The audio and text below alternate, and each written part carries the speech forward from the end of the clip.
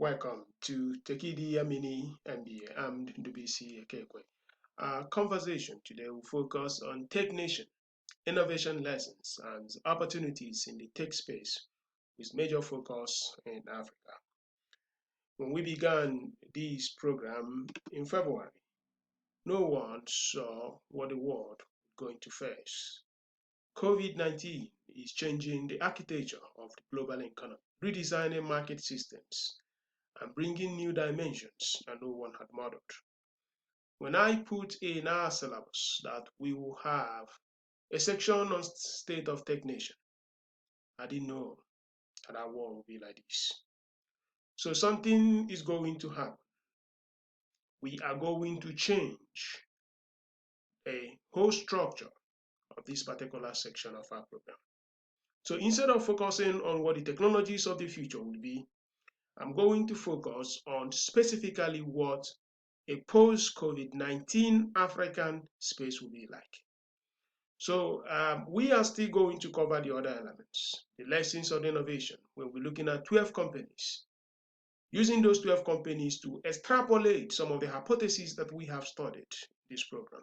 We have made cases that innovation is very critical for the growth of firms. We have also looked at companies have to create new bases of competition in order for them to create leverageable competitive advantages in markets. Because when they create that new basis of competition, that is the time they engineer a new positioning in the market. And when they engineer a new position in the market, they begin to now win market share. And when they win market share, grow the salaries. And when grows the salaries, good things happen. Profitability follows. So innovation is critical. And the dimension of that innovation system is also exceedingly important for us to find ways that we can go back to our companies and do great things. How do we innovate? How do we innovate to engineer growth? And how do we sustain that growth?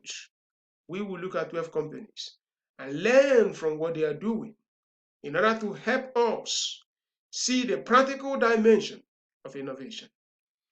This section, Lessons of Innovation, I expect it to be more than at least 90 minutes of video production. We're going to look at these companies extensively, looking at their history, looking at their redesigns, looking at what makes them unique. So also going to explain the tech opportunities that are evolving and emerging in Africa, and then use that opportunity to challenge us to prepare our minds for the things that are coming. Because I tell you something, that at the end of this COVID-19 paralysis, the world will not be the same, at least in our lifetime. Nations are going to change their immigration policies. Companies are going to rewire the way they work. Cities and communities are going to change the ordinances that govern them. In short, the utilization, the application, the combination and recombination of the factors of production, the way we have been used to it since Adam Smith classic, the wealth of nation, will never be the same. Because there had never been a moment in our lifetime that we have seen something that can kill the poor, kill the rich, and kill in between. It used to be mass disease of the poor, and the rich could say, hey, we are here having our moment. It's not for us. But coronavirus has shown something. The weakest link in the world is actually what determines the strongest link. How can you imagine that the disease in Wuhan in China will cause more havoc in America than even in China? Look at the stock market. Trillions of dollars have been lost in the United States. No one would have predicted that. So if you think that nations will not change, if you think that companies will not change, if you think that communities will not use these lessons to change how they operate, you're not paying attention. And as we go into how these things are going to change the tech opportunities in Africa, we also go into examine 30 opportunities in agriculture, in agricultural space. This was compiled from Zenvos, my agricultural company. As you know, the Zenvos make census that put them in the soil. They collect information on temperature, moisture, humidity, and electroconductivity of that soil, making it possible that you can take guesswork out of agriculture. So when we look at all these elements, we can see more clarity about how things are shaping to be. For this conversation today, before we move into Monday for next week's section, I will focus on the state of Tech Nation. On the state of Tech Nation, we're just going to ask ourselves, in the next few weeks and months, after we have gotten through with this COVID-19, what are going to become the opportunities in the tech space in Africa? What is going to become the environment upon which African businesses are going to see themselves operating? You see, I see things in a way that is evidently simple. There is going to be the business before coronavirus and the business after coronavirus. The way people work on contracts, the way people have relationships in the business systems, the way people do negotiations. People will begin to build clauses, build elements into everything they do, because until we have a vaccine, ladies and gentlemen, we cannot say that we have gotten through out of this paralysis. So the first thing here is that digitalization is going to be ramped up. Many companies that are not already digitalized are going to immediately find how they will accelerate their capacity to digitize their business systems. You know, technology will not just run businesses, but technology will also transform businesses. And it's also very critical for us to understand that competitive advantages of the future will be driven on abilities of companies to drive digitization. American kids are in school even though they are locked down because they have internet in their homes and their teachers have internet in their homes, and they are learning through video, Zoom, connecting, doing homeworks, chatting with their friends through video. But most parts of Africa, the kids at home, their teachers at home, and they are disintermediated.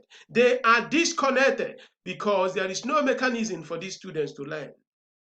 Coronavirus has disintermediated them. It started itself, disconnecting the teacher, disconnecting the students, and now passing all kinds of confusion in the education and attainment of these young people.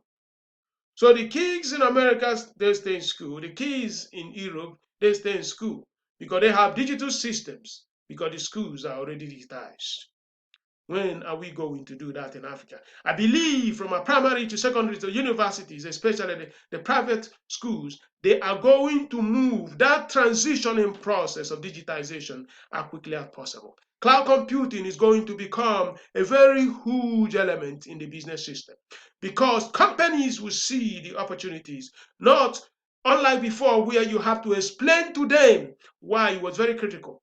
Today is evident, they know the benefits.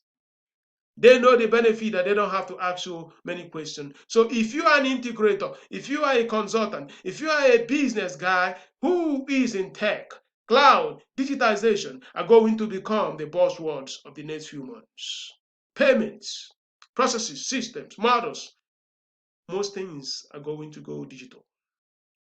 If you don't have them, who knows how you can overcome.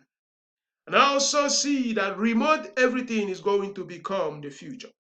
People, remote work, people, remote schooling, people, remote healthcare services, remote sales operations. We know that the world will not fall apart if you do not put on a suit to go and meet that man for business. We know that the world will not fall apart if there is no teacher teaching on that blackboard in class. That things can be done remotely. And people have gotten used to them, trained, reconditioned within the last few weeks. And what happens? The world is going to live with it because in some cases, many people are not necessarily going to change or go back to the old ways. And this is going to open opportunities for people that have skills because companies have realized, why am I going to pay $15,000 to an American developer when I can go to Nigeria and get the same developer for $3,000 and they can deliver the same level of quality? After all, we have been able to work the last 1 month through remote work. The guy is in Nigeria, he is an IP address. The guy here is in America, it doesn't matter. So the most important thing here is we can get the job done even when we are not physically connected. Ladies and gentlemen, you are going to see a new dimension of work and opportunity. But the key thing here is to have the necessary skills which are necessary for you to compete in that space. You don't have to live in a country to work in a country, because the world has tested it and there has been a pilot, and that pilot is coming out greatly fine. I see a hybridized supply chain system. People will build supply chain that is inherently adaptive, flexible, so that you can switch on global and you can also switch on local where necessary. You don't have to build a supply chain that is extremely based in China. You don't have to build a supply chain that is extremely based in Africa. But you have to have a system that you can activate the African one, or you can activate the global Chinese one as necessary as a result of changes in the market system. Why will you have your supply chain risk model not managed after COVID-19? Your weakest link will determine the strongest part of your business. And supply chain is what drives business. Supply chain is the heart, the lifeblood of any business. If you can't take care of it right now, you're in trouble. And that's the reason why people that understand supply chain, people that understand how to build a system, to build the models, they are going to help companies to look at their risk elements and see how they can fix them. Semi-automation, we have not paid a lot of attention to that for many, many years. But I'll tell you that automation is going to ramp up. Automation is going to ramp up. Companies are going to now learn. Companies are going to spend a lot of time to see how they can bring automation in the system. You're going to see chatbots. You're also going to see assembly lines. You're going to see how companies are going to try as much as possible to automate certain things so that you don't need a lot of human beings. One of my business mentors went to a bank in Lagos. He wanted to withdraw 200,000 naira this week. The bank couldn't pay. Say he had to use the ATM of that. It's not that the bank doesn't have money, of course. The problem is that the bank has a limited number of staff. But imagine a scenario where they can have the capacity to automate not just the withdrawal of money we have done through ATM, but the ATM most times will ask you to withdraw maybe 5,000 naira or maybe 10,000 naira. And this man needs 200,000 naira for something urgent. ATM will not allow you to get that in a day under this scenario. So, robots, automation, we are going to see companies spending more time paying attention how they can work and how they can keep the operations when human beings cannot even be available. That is the real thing here. How can that system continuously run autonomously by itself even when the human elements are broken? We are going to see a huge shift. And I am very confident that all other students in this mini-MBA, we pay attention, because not just opportunities are going to come, there are also going to be dislocations. And I'm telling you, around the world, consultants, business leaders, experts, academia, and all are working to see that what we have learned, that we are going to make sure the mistakes made are not repeated. So as we move in by Monday, of course, we're going to now see the other parts of this conversation. We're going to take them over the weekend for the lessons on innovation, the big tech opportunities for Africa, the agricultural opportunities. So we're expecting to have more than at least nearly 90 to 2 hours, 90 minutes to 120 minutes video production for the remainder. But I'll say this, let's stay safe, ladies and gentlemen. Let's stay focused, because the world is changing and Africa itself is also going to change. Prepare and get the right knowledge, because the future can also be very awesome.